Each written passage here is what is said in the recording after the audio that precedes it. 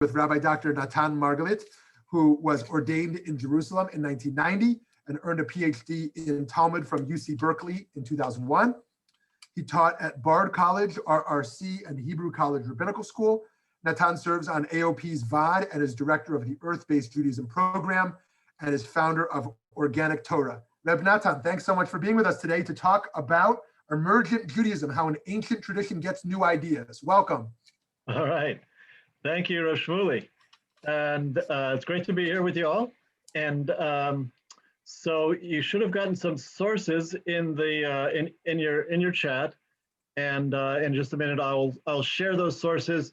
It really is just this, this question which I pose in the, in the intro of like, if we're a tradition, and usually people think about like a tradition as something that stays stable, and it's, tradition is like something that's old, and yet the reality is that if for a tradition to stay alive, as Judaism has stayed alive for these thousands of years, that it needs to change. It needs to keep growing and responding to our new circumstances.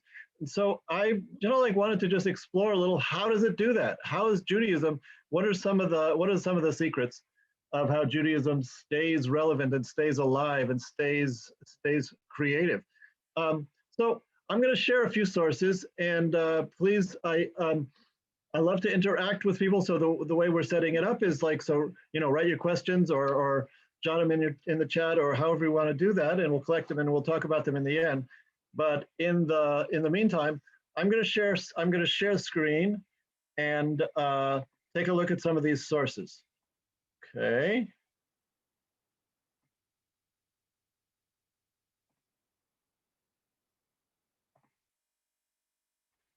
Okay, hope everybody can see.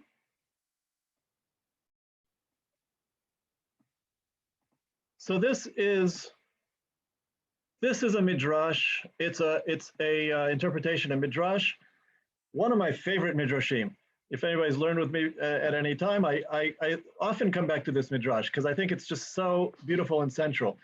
It's a midrash on a verse from the Song of Songs.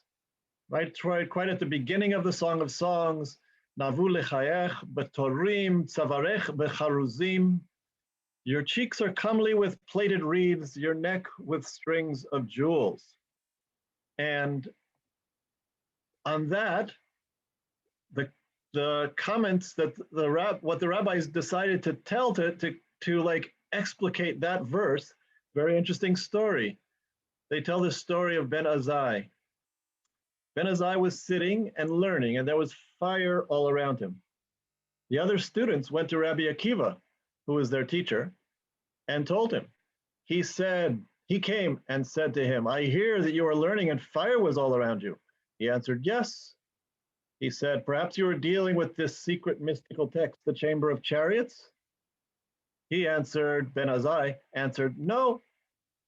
By the way, he was not yet a rabbi. He was a student at the time, and one was not supposed to actually deal with this chariot. The chariot was the deepest mysticism that you were not supposed to share with just anybody. Nobody was supposed to be learning it. In fact, they said that you're only allowed to teach it to one person, and that person already had to know it. So if you can figure that out. So he says, no, I was not doing the chariot mystery. No, I was sitting and threading together words of Torah, and from the Torah to the prophets, and from the prophets to the writings, and the words were as joyous as on the day they were given on Sinai, and as sweet as the very day they were given. For was not their giving at Sinai with fire, as it is written, and the mountain was ablaze with flames. So it goes on a little bit, and I want to I'm actually not going to read the next section because it kind of complicates it, but this is the basic thing that I wanted to look at. First of all, there's many questions we can ask on this. Why on this verse about the beloveds, the lovers who are, your cheeks are comely with plaited reed, your neck with a string of jewels, why are they talking about this guy Ben Azai learning Torah?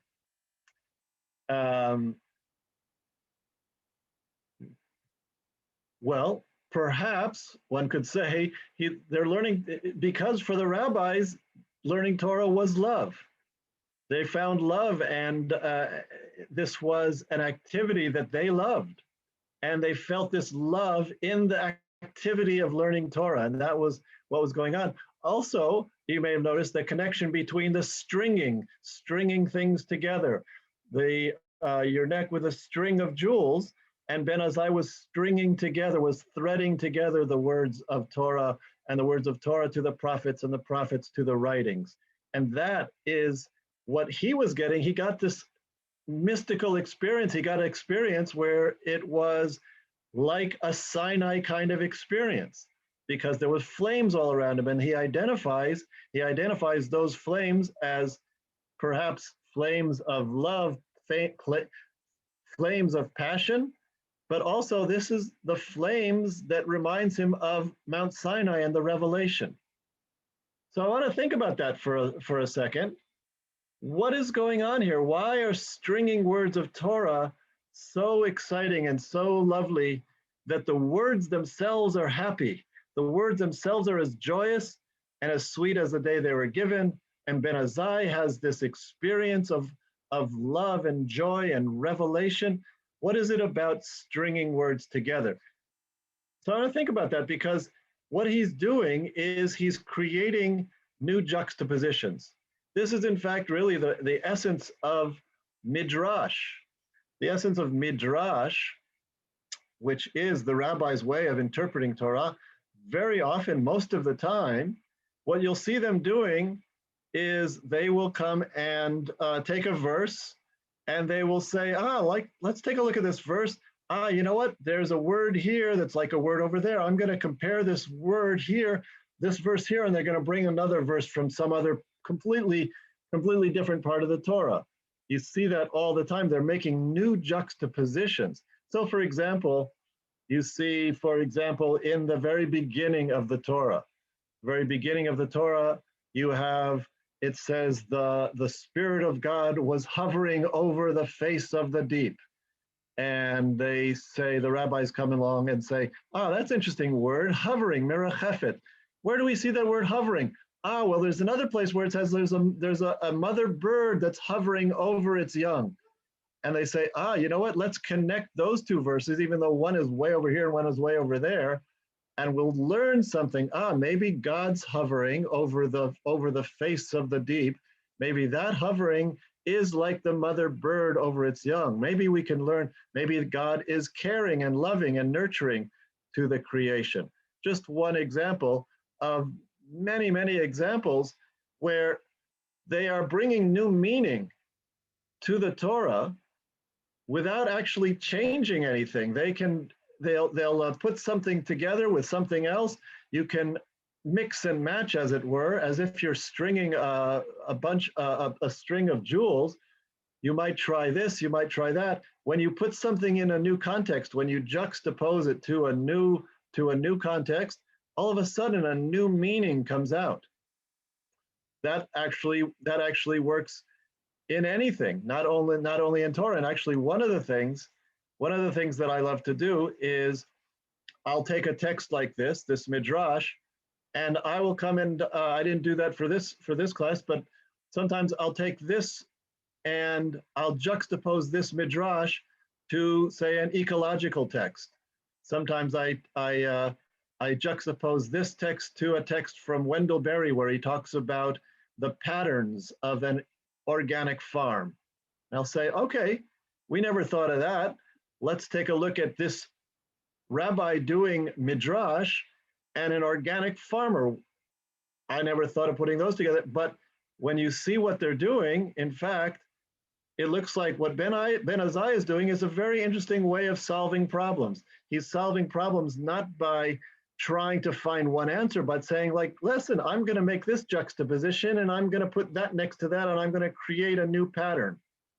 And that's exactly what he says about an organic farmer. He says an organic farmer has to find the patterns, like how many animals versus how much land for crops, how many people working, how much water, how much land, how much sun. All of those things are about comparing things, finding symmetries and patterns. And it's a very interesting way of looking at something and coming up with creative solutions by creating new juxtapositions. So that's just one of the ways that I like to look at how we find new things, because to me this is something that's always available. It was available to Ben Azai back 2,000 years ago when he was learning, and when they created this midrash to say, you know what, we have the Torah, the written Torah, and we understand that there's infinite meaning in that Torah. How do we get to that infinite meaning? Ben Azai says, let's string the words together in new combinations. We don't change any one word, but we string them together. And the words are as happy as when they're given on Mount Sinai, meaning he feels like it's a new revelation. I can find new meaning by finding new juxtapositions. And to me, this is a wonderful way of thinking about our tradition as always being alive, always being there to find new meanings. So that's one thing that I like to talk about, and we can come back. I hope there's questions and thoughts about that, which I'd love to come back to. Okay, let us go on a little bit more.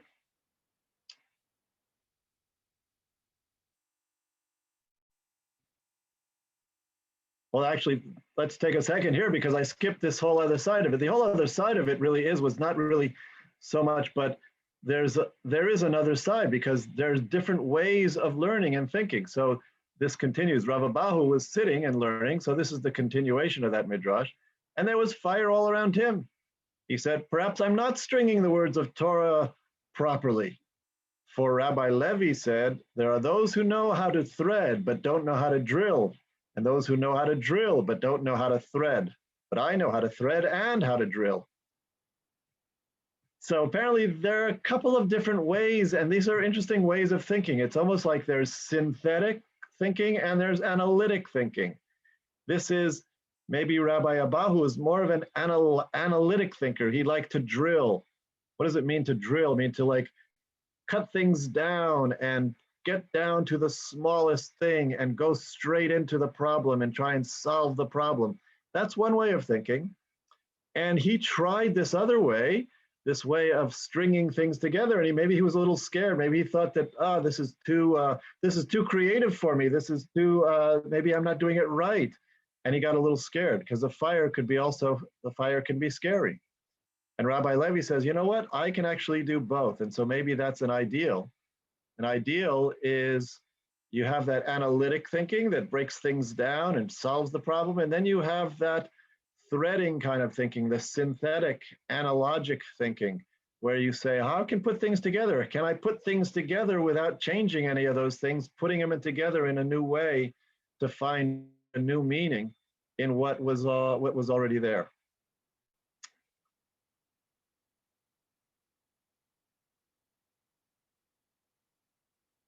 And then, okay, so that's what I call stringing pearls, making midrash by juxtaposing old and new. Actually, you can juxtapose old and old, and then it becomes new. The other thing is, another method that we have in Judaism is know what you know well. Experience the whole that is greater than the sum of its parts. This is really important. That's what the whole that's greater than the sum of its parts, what we call emergence, something that can emerge almost magically when you get to the whole, when you see the whole, and it's very different. So this is a much more recent text. This is from 20th century.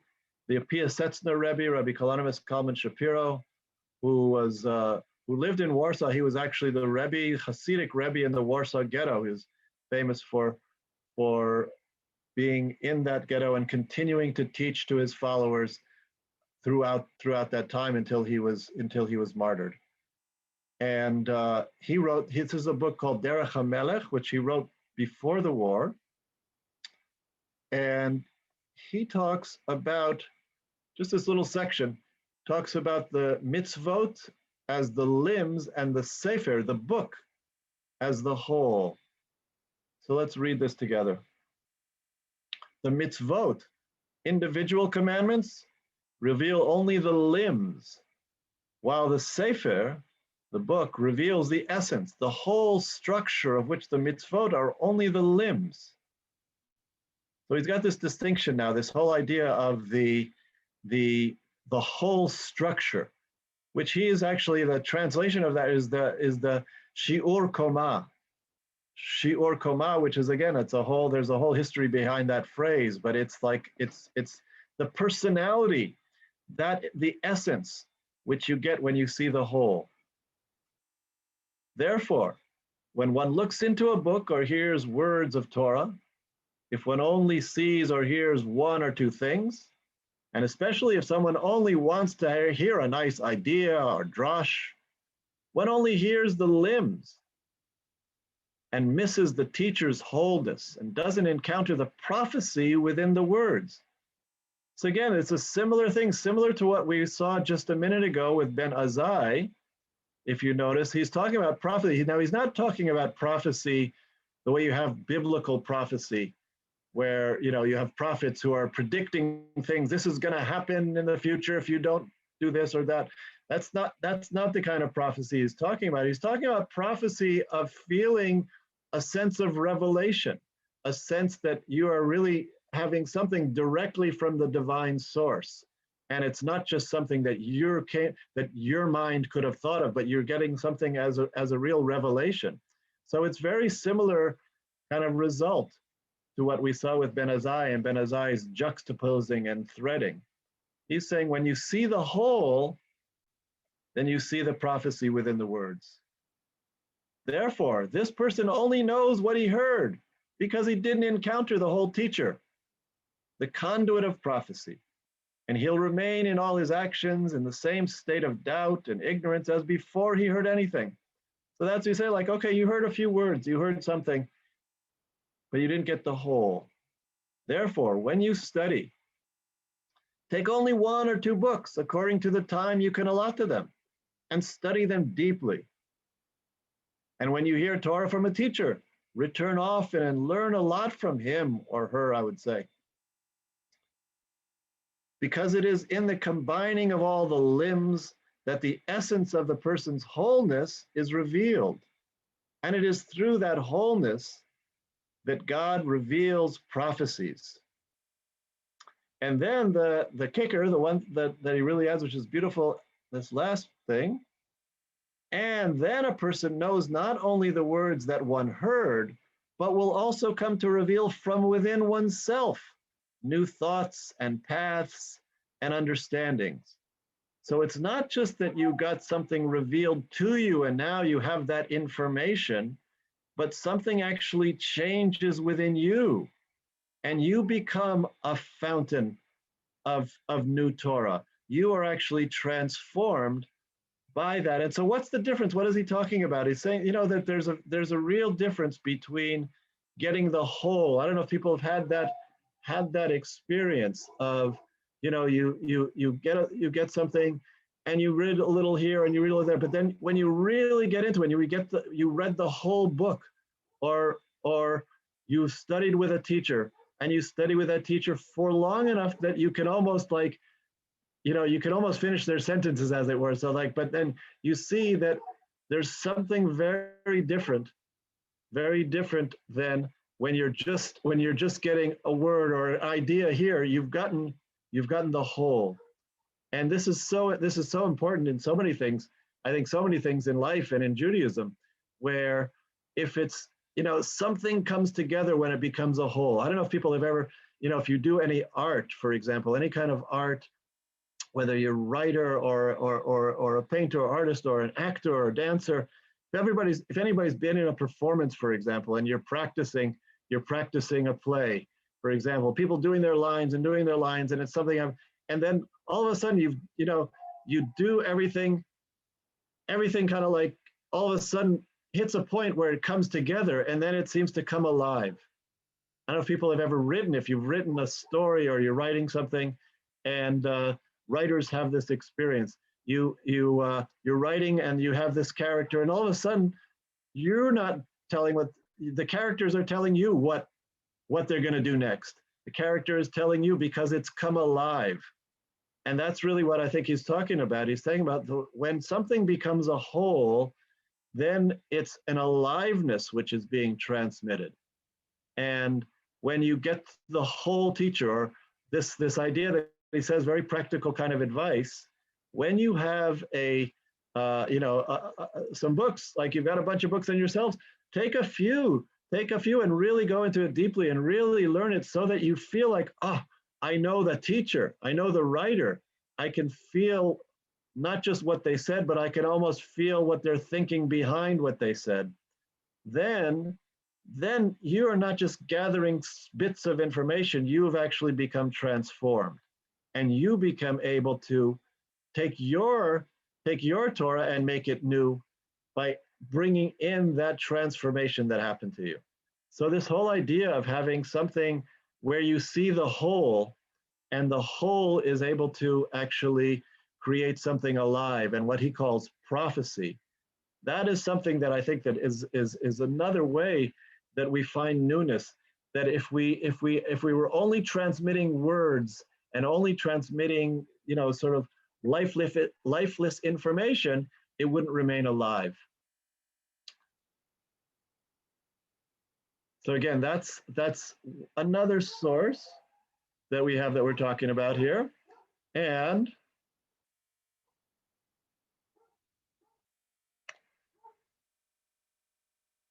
here's another one. This is the third one that I was going to talk about.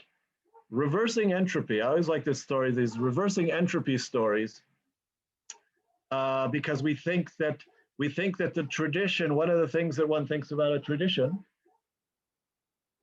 is that it gets old, and like we have this idea, well, this was said at Mount Sinai, and then now we forget and we forget and we forget until it runs out. And that's like anything in life. You say like something, you've got something, it gets older and it gets worn out and it gets older. Somehow a tradition is not supposed to work that way. It actually can renew itself, and we're not necessarily just getting farther and farther from the source. So we have this, like, for example, in the Haggadah. We see in the Haggadah, in every generation, a person must see him or herself as though he or her personally had gone out of Egypt, as it is stated, and you shall tell your son on that day, saying, it is because of what the Lord did for me when I came forth from out of Egypt. That's just sort of one example of the way we talk about something in this holiday, coming up in a bit more than a month, about how when we talk about the story of Egypt, we're not talking about, it shouldn't be something that, oh, this happened and we're remembering what happened 3,000 years ago. No, we want to bring it into our own life and say, this is about my own liberation. And I also feel as if I'm coming out of Egypt. It's not something in the past, but something that I'm going to put my own story into this story. So there's a couple of Hasidic stories that I think really illustrate this point. This one there's a few versions of this story. And one of them, I know when my kids were little, we used to read this story about this overcoat. There's a few different versions of it in the sort of Hasidic and Yiddish storytelling literature. But here's one version of it. And there was a man with an overcoat. But the overcoat got old and worn out, so he cut it down and made a vest out of it. But eventually that got old and worn out, so he made a handkerchief out of it. But eventually that got worn out, so he made a button out of it. One day the button broke off and fell into the river. At first he was upset. After all, he couldn't make something from nothing. But then he brightened up. Yes, he could. Now he could make a story out of it. And he did. I don't know if people remember, I have fond memories of that. There's a children's book that is from that version of the story. And it's clearly a story, it's clearly a metaphor for our tradition. Things get worn out, and yet you think that you can't make something from nothing, but you know what? You can. You can make a story of it. And here's another one about the story. This is a famous story, one of the more famous Hasidic stories. When Rabbi Israel Baal Shem Tov, the founder of Hasidism, saw that the Jewish people were threatened by tragedy, he would go to a particular place in the forest where he lit a fire, recited a particular prayer, and asked for a miracle to save the Jews from the threat. Because of the holy fire and faithfulness of the prayer, the miracle was accomplished, averting the tragedy. Later, when the Baal Shem Tov's disciple, the Maggid of Mezrich, had to intervene with heaven for the same reason, he went to the same place in the forest where he told the master of the universe that while he did not know how to light the fire, he could still recite the prayer. And again, the miracle was accomplished. Later still, Rabbi Moshe Leib of Sasov, in turn a disciple of the Maggid of Mezrich, went to the forest to save his people. I do not know how to light the fire, he pleaded with God, and I do not know the prayer, but I can find the place, and this must be sufficient. Once again, the miracle was accomplished. When it was the turn of Rabbi Israel of Rizin, the great-grandson of the Maggid of Mezrich, who was named after the Baal Shem Tov to avert the threat, he sat in his armchair, holding his head in his hands, and said to God, I am unable to light the fire. I do not know the prayer, and I cannot even find the place in the forest.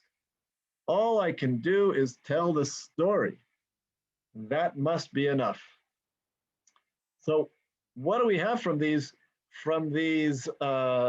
It's like what I like to talk about as a reversal of entropy. Because you see there's this kind of entropy that's going on. The things get worn out, they get old, people forget. That's what happens in tradition. And we're always in Judaism, we always seem to be worried about, what if we're going to forget? We're not going to be able to carry on like, my parents, my grandparents, they really knew, but now everybody's forgotten. And we always have this kind of feeling of disaster, like it's running out. Like we don't have what we used to have. We don't have what my grandparents have, and so forth. And Jews have seemed to have had that feeling for a long time, and yet we're still here somehow. And it seems like that there's something about that idea of, you know what, when you actually feel yourself part of the tradition and you're able to add your story to that tradition, then in fact you continue the tradition and it doesn't actually get older, it actually gets new. It actually gets new again. And it doesn't seem to actually run out, but in fact it actually stays strong. So it's one of those really sort of paradoxical kind of things we see with these stories, that things don't necessarily feel like they're getting old and we're losing it. But in fact, when we actually add our story, and what does it mean to add our story? It really means to take our personal experience seriously. On the one hand, taking our experience really seriously and say, really, what is going on? I have to take my life seriously and my story seriously. And at the same time, I want to see my story as part of this continuing story. And that's the key. The key is that if I add my story, not just as an unconnected story, but if I can see my story as part of the continuing story, then the story remains new. So really, these are sort of like three ways that I've seen to keep the tradition finding new ideas, coming new ideas. And actually, since I wanted to actually, before I just kind of like go back and sort of review them, but I was thinking before we came on today that we are almost at Purim, and Purim actually brings there's another thing that is not in our sheets here, but Purim is another one of those holidays that I think holds these kind of secrets about how we create newness, how we create new ideas in Judaism. because Purim is a really interesting, it's one of my favorite holidays. And Purim is a holiday that celebrates what they call in anthropology the liminal. The liminal means like that which is betwixt and between. It's like undefined. We know the whole story of Purim. The whole story of Purim is the story of how nothing seems clear, nothing seems to make sense. We don't see God acting. We see these things which seems like they're coincidences. We see this kind of this sense of confusion, and even the way we celebrate Purim by putting on masks and costumes and reversing. It's like there are many cultures that have these rites of reversal and holidays where things can be confused and mixed up, and the high can be low and the low can be high, and you can take on a different identity, and that celebrating with getting a little drunk is all part of that. There's something about Purim that says we can actually get out of the normal categories of life. And that's something which also renews us, because Judaism actually has a very interesting relationship. Purim says we have all of these laws and all of these things of this is the way it's done. And for 364 days a year, we say, let's do it this way. This is the right way. This is the way we understand it. And on Purim, we say, you know what? We're going to turn everything upside down. We're going to shake it all up. We're going to let go and see that, in fact, there's something beyond. There's something actually beyond all of these laws and all of these understandings. And if we can go into that beyond place and still remain connected, then sometimes we can bring back new ideas. And that's something that also I want to just, leave people as we come into Purim in a couple of days. Purim is a place where we can hit that beyond place and bring back new ideas. So that's, let me just go back over and just review a little, because I really hope that you'll have thoughts and questions. This idea of juxtaposing, making new juxtapositions, mixing things that are without changing anything, but actually creating a new juxtaposition, connecting things that are old, connecting things that are new, connecting things that you didn't think were connected before, in fact, is a wonderful way to find new meaning without ever changing a word. And that's Ben Azai. Then we have the Pia Setzner talking about this idea of wholeness. When you can connect to the whole, then you find new things actually emerge. And there's a magical kind of emergence when you can find the new in the whole. And so finding the wholeness, knowing our tradition in its wholeness, allows one to become a font of creativity. If you just know a part, then in fact, you don't feel confident to actually add something new. If you feel like I know a wholeness of it, then you become a creator as well. And then the third aspect, finding our stories and connecting our stories, our life experience, connecting that life experience to the tradition and continuing that newness, reversing entropy, so that in fact, things don't just get old, but in fact, things can actually be renewed. Okay, so let me stop the share. And you have the text in your chat, so you can look at that as well. But I'm anxious to see what you all would like to talk about with any of these sources, or something else that just struck your mind.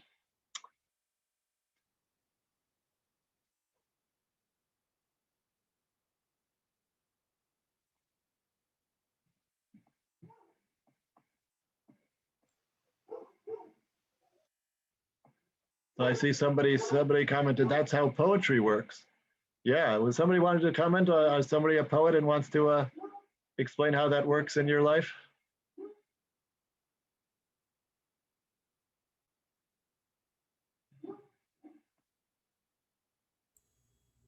I'm not a poet, but it seems to me that what you're talking about, the layering and the threading, is is something that poets do, is that they connect images to evoke other things and to try to express feelings that are ineffable and difficult.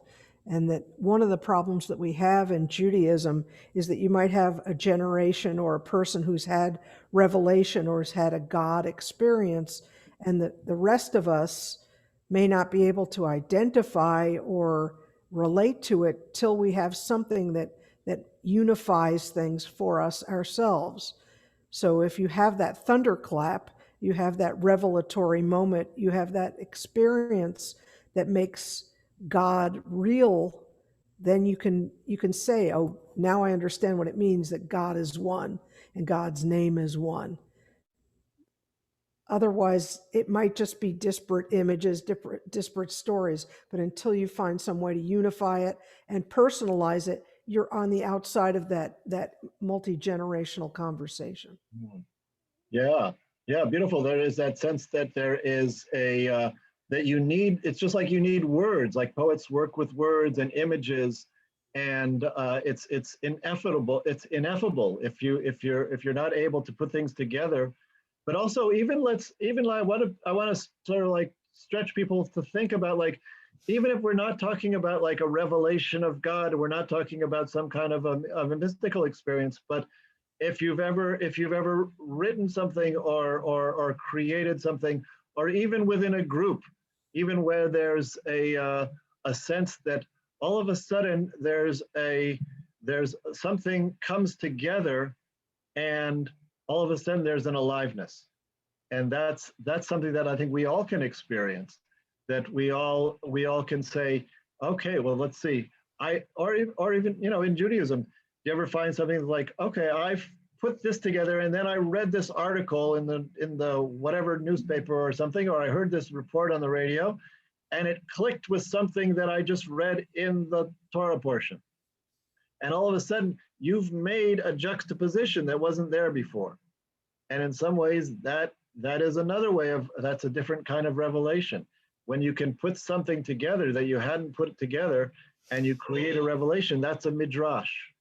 And that's how midrash works.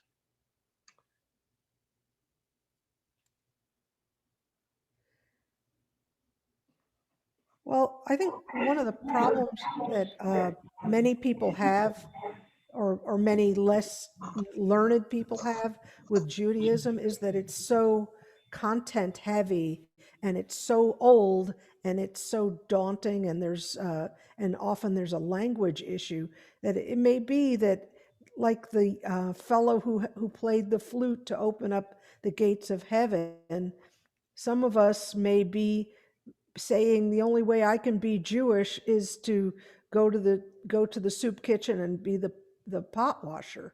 And I relate to my entire tradition because I show up and I wash the pots. It's complicated, but we have to find our own roads into Judaism. Right, exactly. Yeah, and so there's a lot of people. There is that sense of the dauntingness of it, and it's a shame that's true, because there is, it's like you don't need to have the whole thing. You can find your way in anywhere, and especially if you can find a way to connect whatever it is to your own experience, and that's where in fact that's not only good for the person, but it actually helps to bring things alive for the whole community. Because if you're looking at a particular, you could just look at this one verse, and it doesn't matter if you don't know all the rest of the Torah. But if you could look at that one verse and you say, well, that verse reminds me of this thing that I just heard, or that thing that I'd read, or this, then all of a sudden you've got a discussion going, and all of a sudden it's you can bring those things together, and you're mixing, and just like Ben Azai, you're stringing together something that has never been strung together before. And that's the exciting thing, because it's like we all have something that is new in this generation. One of the things that I'm finding is really interesting about this generation is that we've become aware of of the threat to our environment and the threat, the threat to the earth. And all of a sudden, it's just in the last few years, we've started to become aware of the earth and taking care of the earth, and how sometimes it's like it's not just about like doing more and more, but maybe sometimes there are limits. And it's very interesting that when we actually come to the Torah with that perspective, then all of a sudden we start to see all sorts of things in the Torah that for generations nobody saw, because nobody was looking at it from that angle. And we start to see, oh, you know what? They use the word, eretz and adamah, like practically on every page. And all of a sudden we realize like, oh, you know what? They're talking so much about food systems and farming and taking care of the land. And, for generations, nobody really was talking about that. And so it's very interesting just how every generation has something that is not, it's not only not worse than what the previous generation has. In fact, it's a new thing that's finding ideas in the Torah that perhaps couldn't have been found before this generation. And so I think it really is a shame when people come in with that kind of sense of intimidation that you're talking about, because our experience is exactly what the Torah needs. In Ben Azai's term, it's what the Torah needs to feel joyful. The Torah wants to feel joyful too, in terms of being, will somebody string me together in a new pearl necklace so that I can sing in a new melody. Thinking around that idea.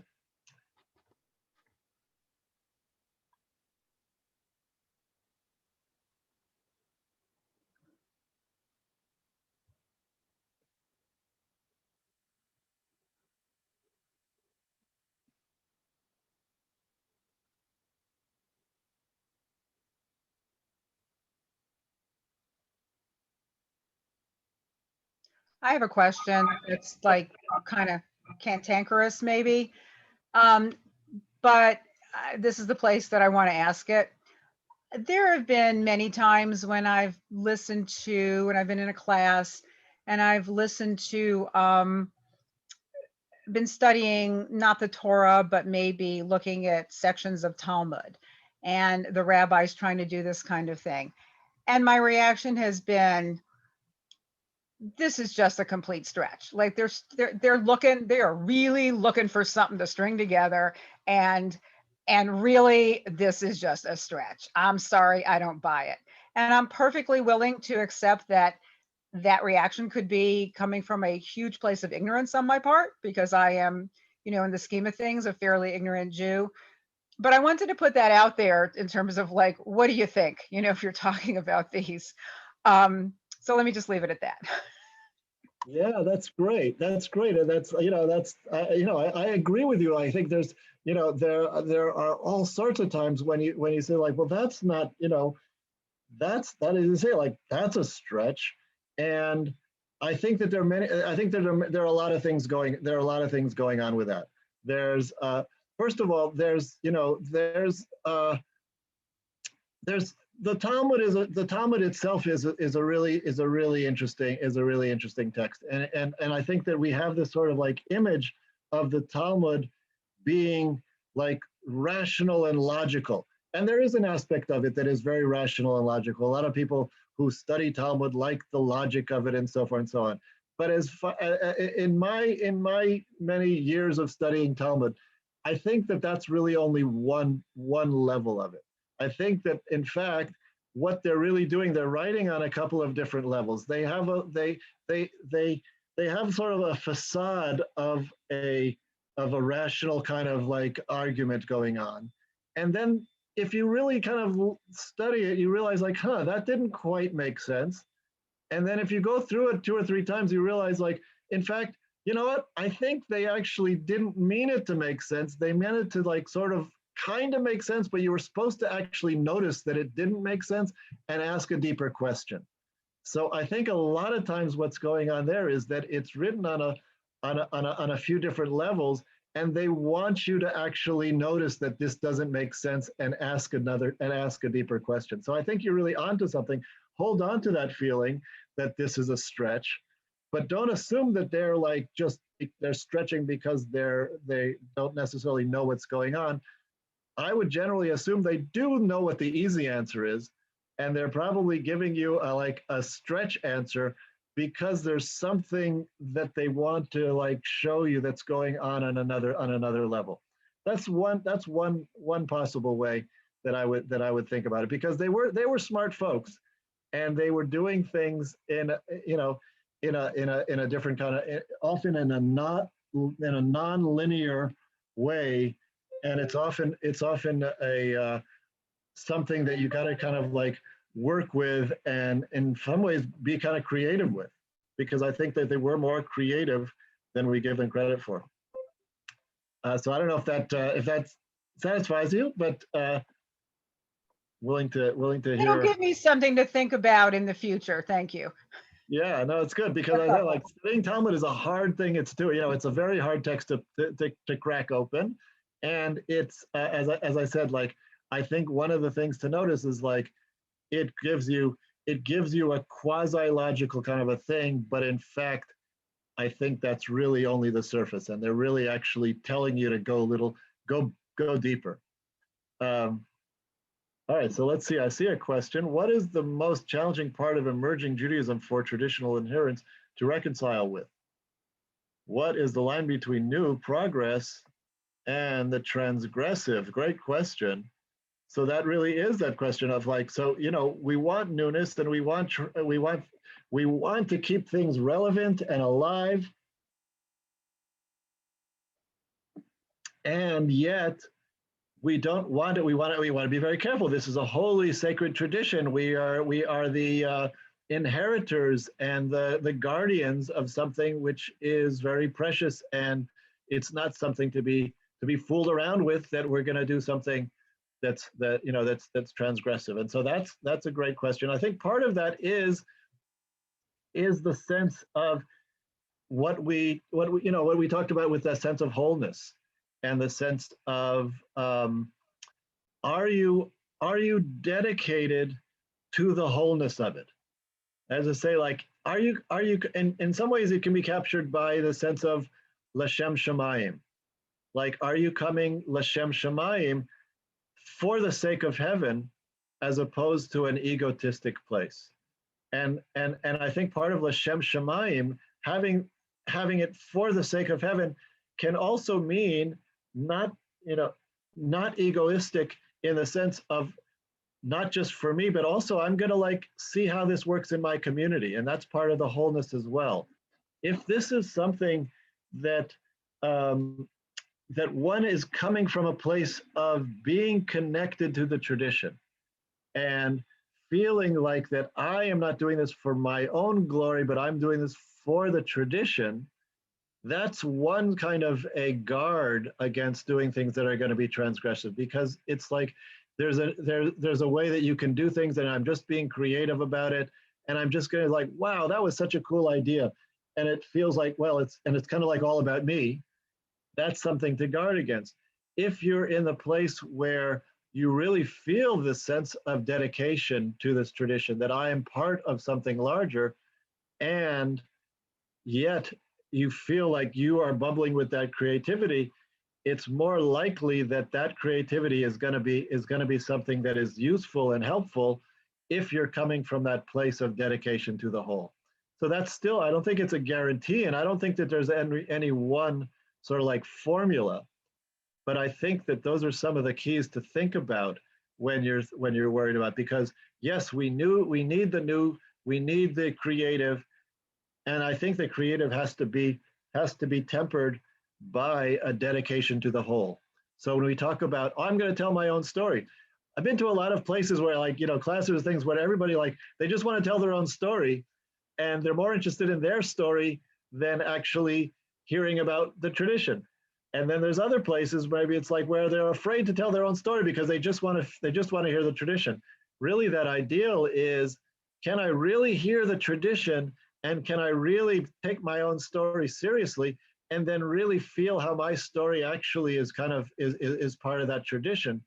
That to me is then you're really feeling something, and what you're going to add is more likely to be something that's really kosher, as it were. It's going to be something that's going to really add in a deep way to the tradition. And I think that that's what the P.S. Etzner was talking about. It was like, when you learn the whole, then you're not just getting a part, and you're getting like the depth. And I think that when you come from that place, it's more likely that what you're going to be adding you're going to be adding something kosher, because you're part of that. So again, it's a tricky thing, and there's no one answer in every circumstance. But that's great. That's a great question for sure.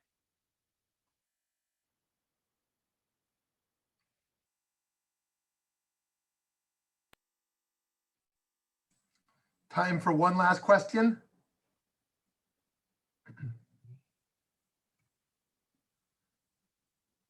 Or comment? Shmuley, I wonder if you have any thoughts. I'd love to hear. Thank you. I don't know if you're accustomed to come in, jump in. So. Sometimes I do. Sometimes I do. And yeah, I think this is so incredibly important that we're thinking through this. And I love the text that you're bringing for us to think about this. And let me pause just to see if there is someone else before I say anything. I don't want to cut anyone else off.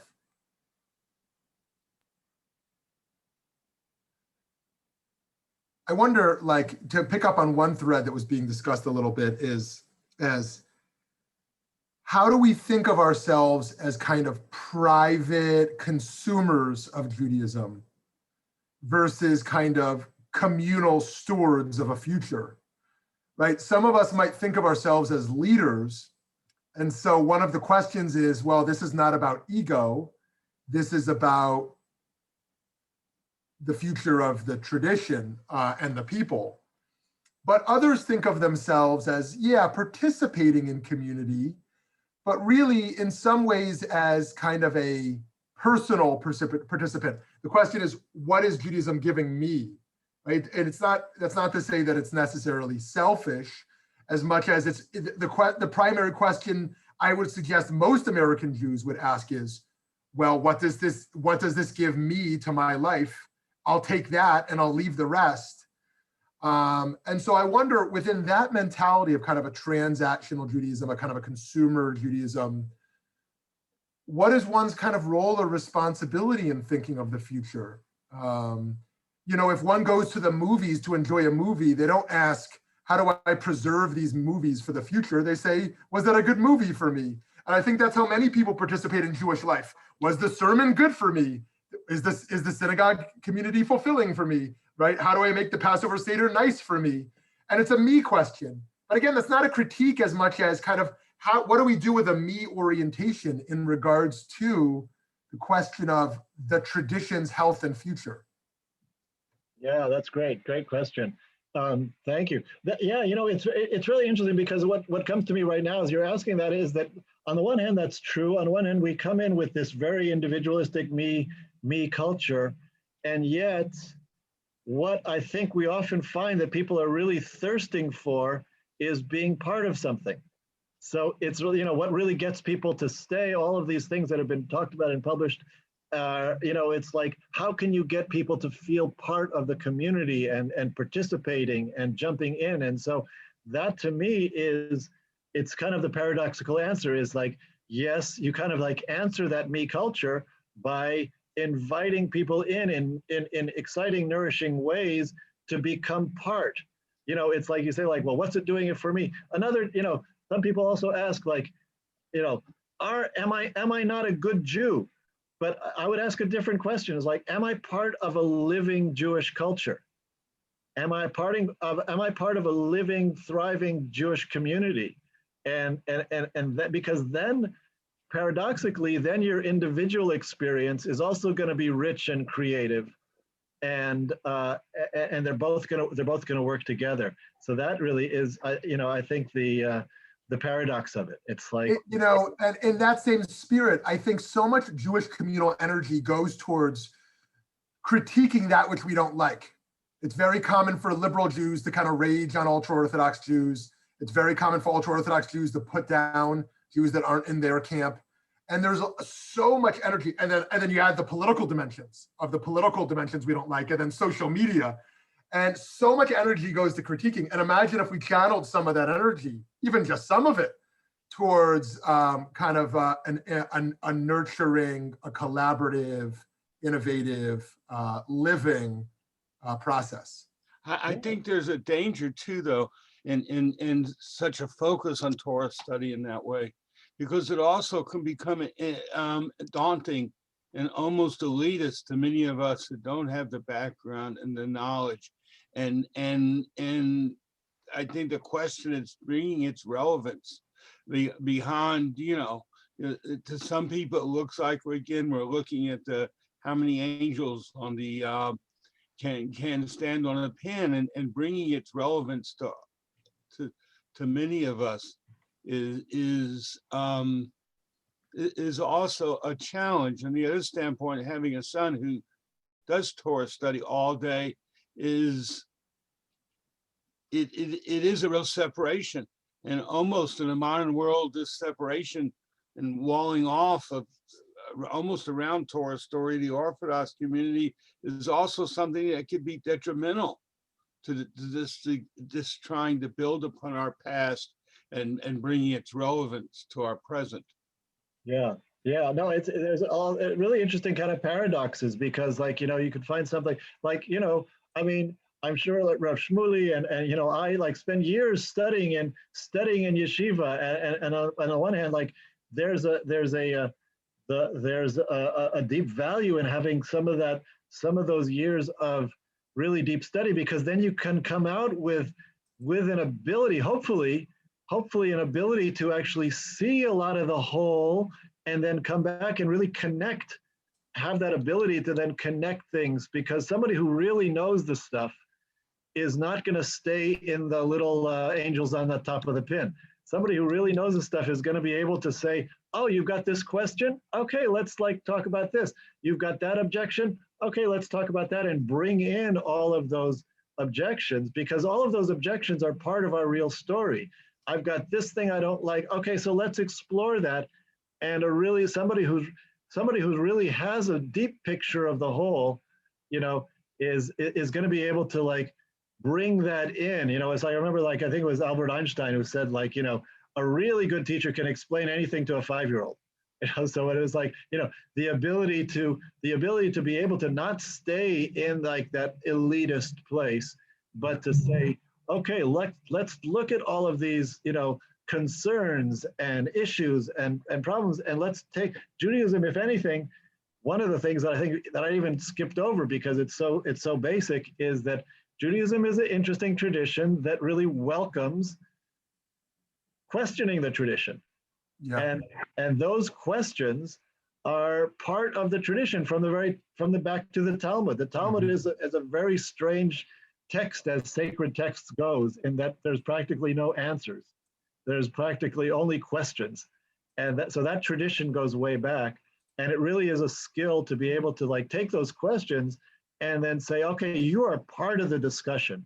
And ultimately, that's what keeps it alive, is saying, okay, whatever your questions are, bring them in. They're part of the discussion. Yeah, so just to conclude here, just one concluding thought. This has been so interesting.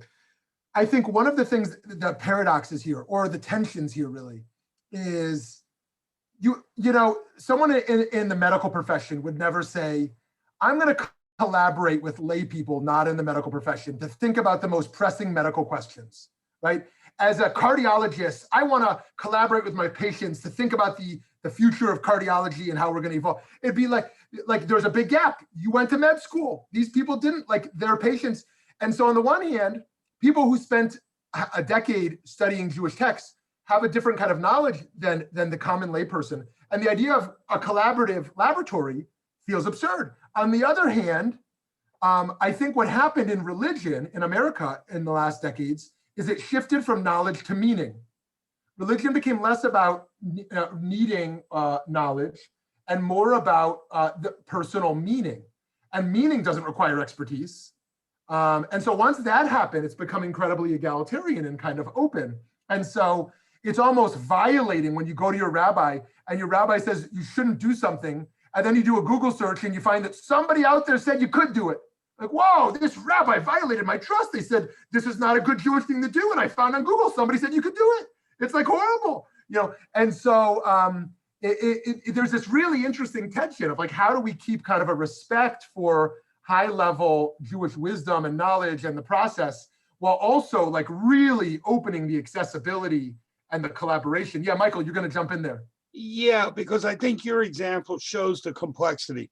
Because the thinking is, well, they're a doctor, they got to know, they know what we need to do. When in reality, public health and fundamental questions of our priorities, which are not done from a strictly specialist position, are the most important things in our health.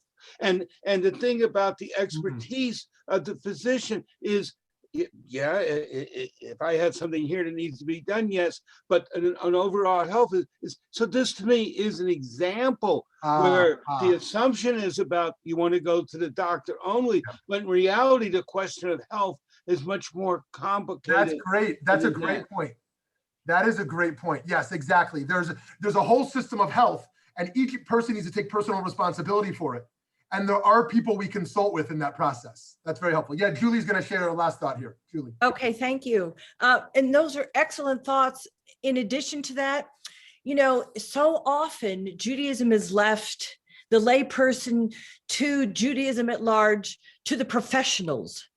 So what the rabbi says, what the rabbi thinks, that's what we think, without really imbibing it and, you know, considering what it means. But in fact, in order for Judaism to be alive and to remain from time, you know, back in antiquity, throughout the ages, from creation to consummation, it has to include everyone. It has to be inclusive to not just professionals, but to all people, to those that are not reading Torah on a daily basis, to those that want to live a good life and do well and, you know, live out mitzvot. So I was thinking of that story. You know, here's a wonderful experience. How does that experience fit into my life? What if we were to ask, how can my life fit into that experience? How can I become part of the larger, the collective? And, you know, Rabbi Jonathan Sachs, I love Hashalom, you know, he just wrote a book on morality. And his whole basis is going from the I to the we. And so how can we take all these little I's and take that experience and make it collective? And I think that's part of the conundrum and, you know, part of our challenge going forward, to make it relevant and life-giving for all Jews. Yeah, beautiful. Again, bridging the wisdom from Tevi to the Rebbe and back. Yeah, that's great. You know, and it just reminds me of, like, you know, Rabbi Jonathan Sachs had this whole idea that he wrote this book about the idea of the scroll and how every Jew is a letter in the Torah. And it kind of, in some ways, that's part of it. It's part communally, but also just the way Ben Azai, because the letters take on their meaning when they are connected to the other letters, connected to the words, to the sentences. And so I think you're right about that. Like, the Torah is given to all of us, and we all have that part to play. Love it. Love it. Rabbi Natan, thank you so much for this. And I love not only the sources and the framework, but the invitation, indeed the challenge for all of us to participate in Jewish thought and Jewish life in such a way. And I hope our Beit Midrash will continue to be a think tank for us to do that together. Thank you. Have a wonderful day, everyone. Thank you so much. Thank you. Bye-bye. Thank you.